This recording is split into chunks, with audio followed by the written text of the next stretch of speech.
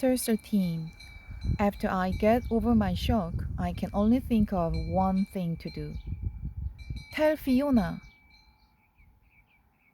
I wait until the next race is over, then crouches across the track and make my way toward the high jump area. Before I can reach it, Gavin intercepts me.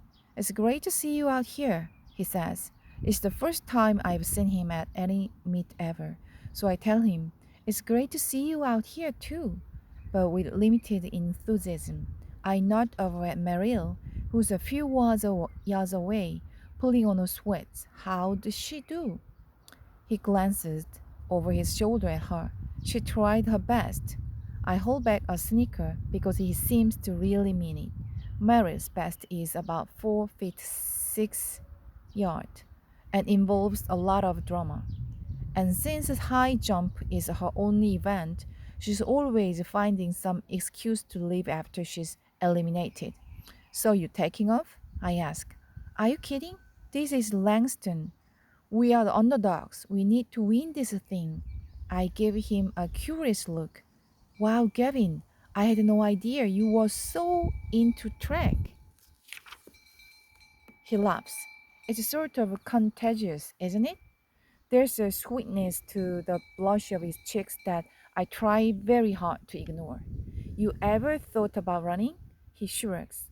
I used to be fast in elementary school, but that was a long time ago, and I don't exactly come from a family of sports people. I eye him. You can be a politician and run, you know? And I'm not talking about for office. He laughs again, then gives his chin scruff a thoughtful scratch. That's a whole new paradigm, isn't it?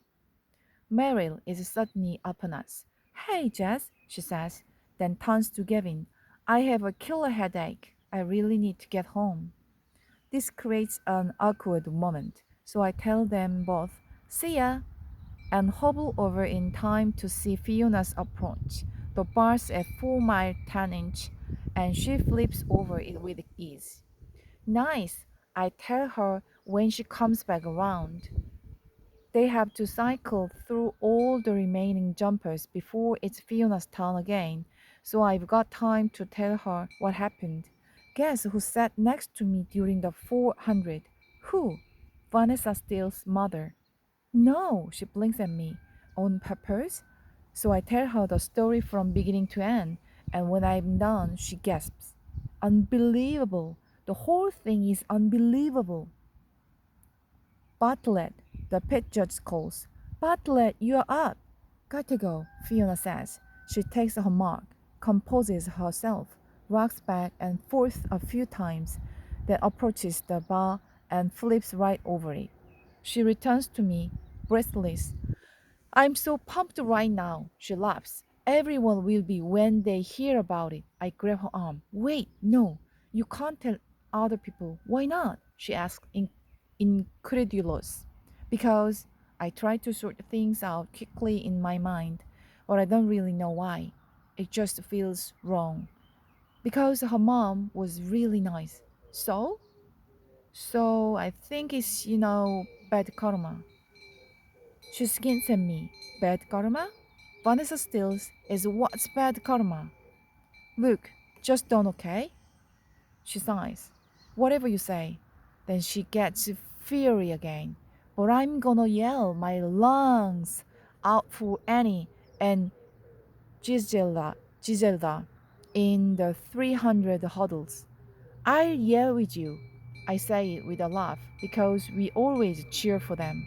Annie and Giselda are fun and funny and awesome hurdlers.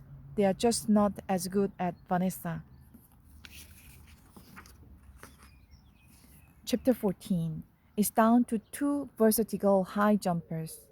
Fiona and I Langston jumper named Yassi. When her hurdles are set up again for the 300-meter race, the finish line is very near the high jump area, which is pretty convenient for us, but it's doing nothing for Fiona's concentration. She already missed one pass at 5 miles 2 inches when the JB girls were huddling, and when we see Varsity line up, she decides She doesn't want to risk missing again. I'll be back in a minute, she tells the pit judge after Yashi has a second miss. Wait, the judge says. Can't you finish your jumps? Give me 2 minutes, she begs, and when she nods, we hurry toward the 200-meter mark as fast as I can. Across the field, Vanessa is marking a show of getting into her blocks, running through her sign out routine. I try telepathing my mantra over to Annie and Giselda. Smooth, strong, fast, smooth, strong, fast. I think it hard, trying to cancel Vanessa's psych out.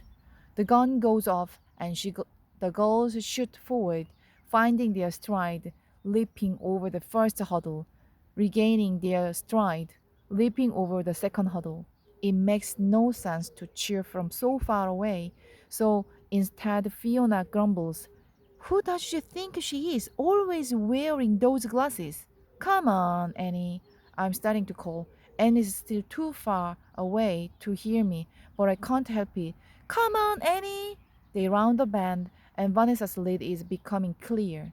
She's in lane 2 with Annie on her right shoulders and Gisjelda on her left. Catch her, Annie! You can do it! I shout, and I find myself hopping up and down on my leg. The sound of their pounding is getting louder, like a stampede. Go, Annie! I shout. You can catch her! And then, only a few yards away from us, the unthinkable happens. Vanessa's foot catches on her huddle. Suddenly, she's flailing through the air. The huddle crashes forward, and although it almost takes Annie out, somehow Annie maneuvers around it and stays in her lane. Giselda nearly wipes out, avoiding Vanessa, but she manages to stay in her lane too. In the time it takes to gasp, the race is over, and to everyone's shock, Liberty has swept the event. Vanessa is back on her feet, and she's furious. Well, I guess she's okay, Fiona says with a snort. Man, listen to her. Wouldn't want her mad at me? I laugh, and we join our winning girls in going around. Bartlett, the pit judge, hollers. Fiona jeeps back to the high jump and wins the event by clearing 5 miles 3 inch.